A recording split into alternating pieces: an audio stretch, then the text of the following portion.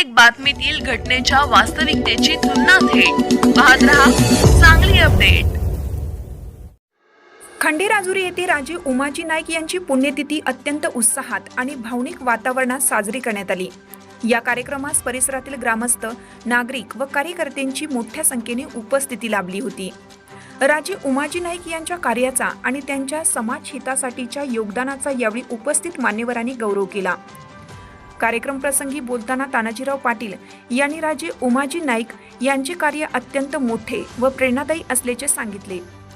काही व्यक्ती केवळ जनतेचे हित डोळ्यासमोर ठेवून काम करतात आणि राजे उमाजी नाईक हे त्याचे उत्तम उदाहरण असल्याचे त्यांनी नमूद केलं। त्यांच्या आचरणातून आणि विचारातून आपण सर्वांनी प्रेरणा घेत समाजासाठी प्रामाणिकपणे काम करण्याची गरज असल्याचंही त्यांनी सांगितलं।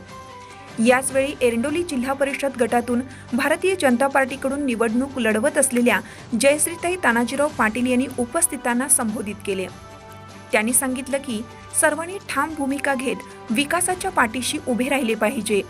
विकासाच्या मुद्द्यावर सकारात्मक आणि लोकहिताचे राजकारण करणाऱ्यांना जिल्हा परिषदेत संधी देणं गरजेचं असून जनतेने विकासाला प्राधान्य देत योग्य निर्णय घ्यावा असे आवाहन त्यांनी केलं।